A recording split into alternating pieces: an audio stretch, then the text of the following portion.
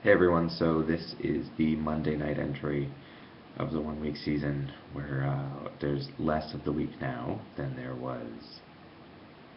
There's less time now. We're like over the halfway point. That's what I'm trying to say. I have no words. No words are coming out. I should be writing plays about mimes at this point because there are just no words. That's what happens. You get to this point where you are you're like, I have nothing left to say about anything.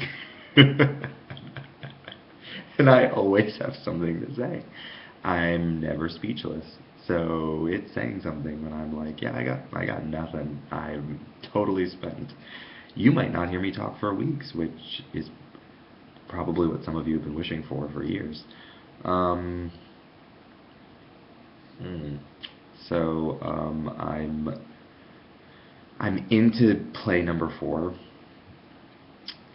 but not as far along into it as I'd like to be.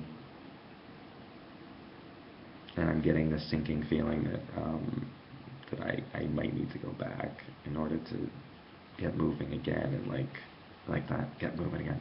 And I don't know what that was. Thank you to everyone who's been posting videos and words of encouragement. In Hannah Lum's case, links to songs. Everything helps. Um, Man, I really don't want to fail. Like, I really, really want to do this, to finish this. Um,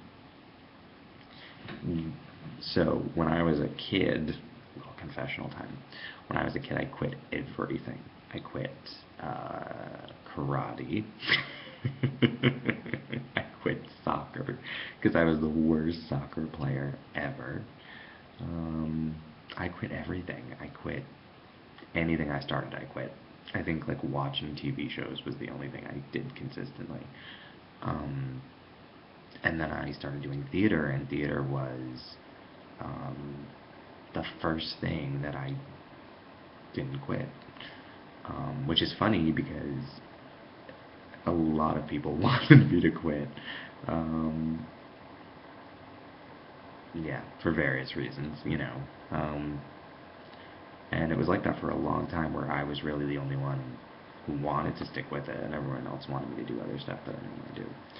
Um, and for a long time, anytime I would start a new theater project, I would think, is this really going to happen, or am I going to quit?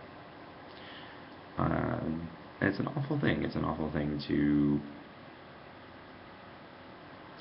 wonder if you're going to be the reason that you don't finish something or that you don't succeed. It's one thing when it's about other people, when you're worried about other people being the reason, which is scary in its own right, but when you're worried about you screwing you over, that's really, it's not fun. Uh, and it's why for a long time I delayed um, doing anything more than just being an actor, because that was kind of all I could handle doing, um, without thinking, well, I can't write a play, I'll quit. You know, I tried writing plays for a while, full length, and I quit. I would quit all of them.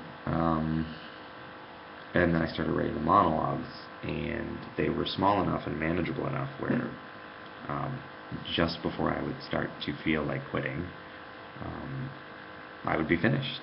I wouldn't have to quit.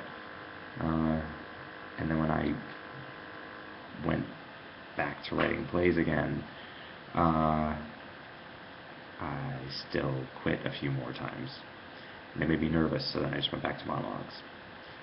And then I started, you know, producing things, and then and getting a sense that that there could potentially be that more could be possible if I could figure out how to take on big things or challenges or things that scared me, and not just in a writing or artistic sense, but like getting on a plane or just stepping out of the comfort zone. And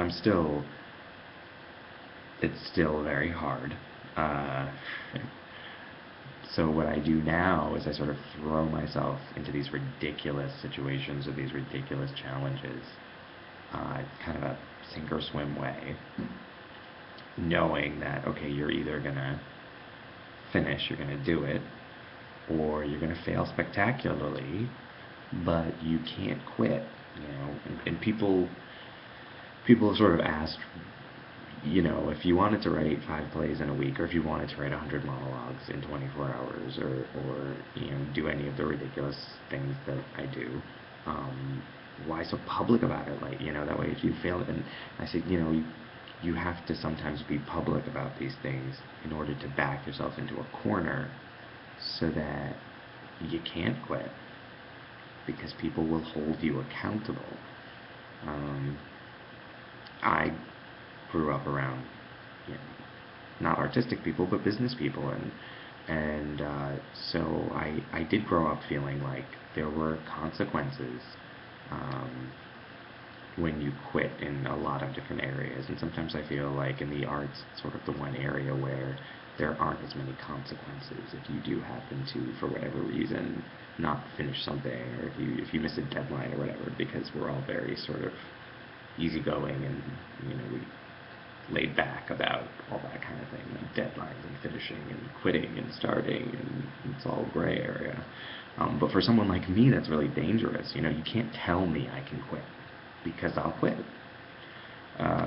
There's a part of me, that's still a little part of me, that that if something I'm working on isn't perfect, you know, or it's not how I saw it in my mind, then I'm gonna quit. I'm gonna walk away.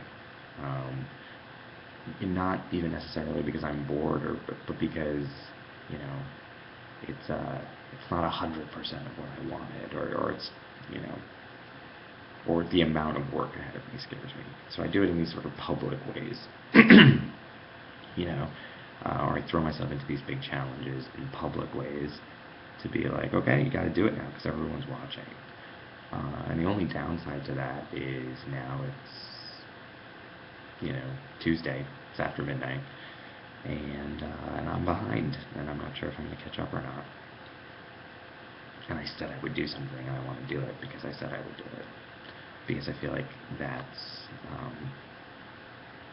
you know, I'm not good at a lot of stuff. I'm not good, and that's not like self-deprecating. I'm not good at like math or what's a lot of things, karate, soccer. Still not good at those things.